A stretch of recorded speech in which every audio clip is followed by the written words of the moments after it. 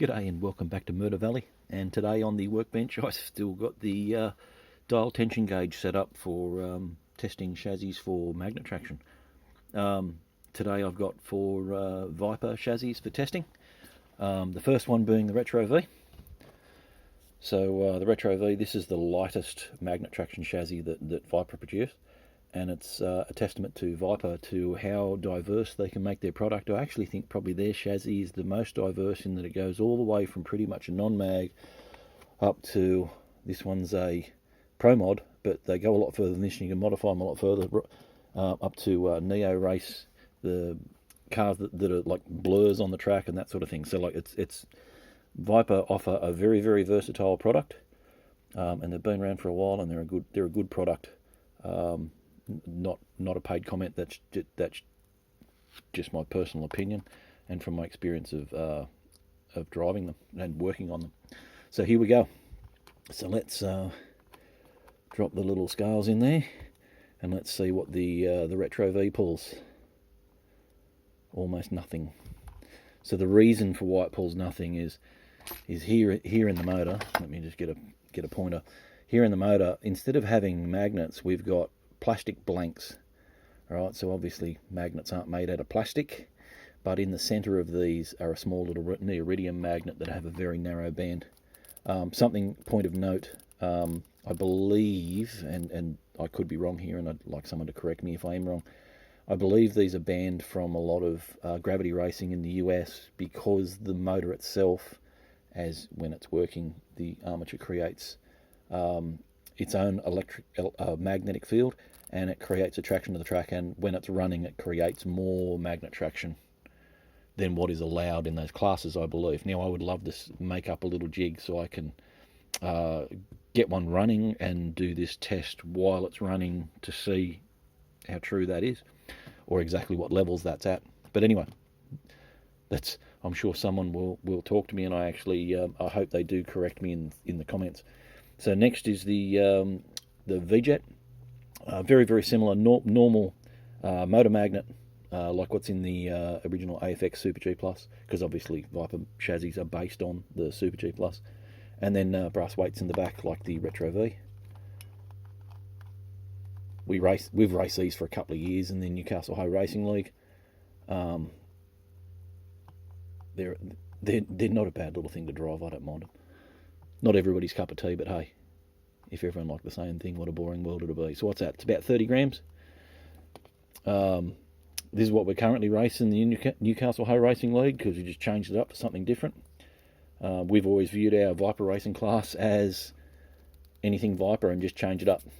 So here we go. So this is the V-Spec, and the main differences between this and the V-Jet is this just has traction magnets in the back. So we already know straight away, going from brass to magnet, this is going to be more magnet downforce. And what's that? It's a bit over 100. Yeah, a bit over 100. And then last is the Pro Mod. I believe it's a Pro Mod. This one's had the posts removed because it's had clip-on bodies. I ended up getting this second hand and some stuff that I bought. There we go.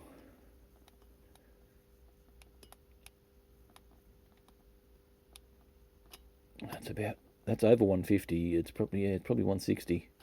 But there you go. Quite a lot stronger. Quite a lot more magnet. Something that's, for new starters who are learning about different things. Just something I'm going to point out. So like the difference between these three chassis here and the other one, but there's just not enough room left on the screen really.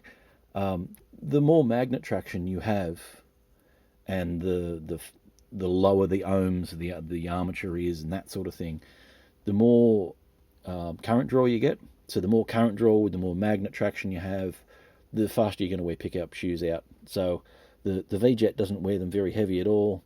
These I haven't found these too bad, the V-Specs, but this one actually wears pickup shoes quite heavily. I heavily recommend, if you're using sectional track, to make sure all your joins are nice and smooth. Here's a little gadget I made for just knocking the tops off rail heights. I have a little gadget here that's been knocked up by an Australian racer, Brugog, and he's basically remade exactly the same thing. So it's got a Stanley knife blade in there. It's height adjustable. Same basic concept as what I've done here, but he's just made it so that it's, you know, more accessible to the to racers. So this is obviously 3D printed, screws to adjust the height, and he's paid homage to the fact that this has come from Murder Valley Racing, or as I was running there for a little while, Murder Valley Performance Products. So this is Brugog. If you're interested in this sort of thing, hey, have a chat to the guy. He's called it for the Railmate, and he's paid homage also there to the Australian Ho Racing League. Bru's doing great things for the Australian Ho Racing community. Support the guy, what he's doing, because he's making life easier for all the rest of you. So anyway, thanks very much for watching, and I hope you like and subscribe if you like the content of the videos. And I'll tell you what, actually, before I go, in the back, I've almost forgotten a couple of collector cards for the guys who like collector stuff. Sorry, I don't take them out of the boxes, but these are just my display boxes so that they stack up, and they keep them clean, and I can stack them one on top of the other, sort of thing. But yeah. So the McDonald's, if not everyone would know that exists, and the Top Dog. Happy days. Anyway, thanks very much for watching, and hope to see you back watching some more. And yeah, hope to see you all trackside. That's probably the most important thing. Let's get racing, Australia.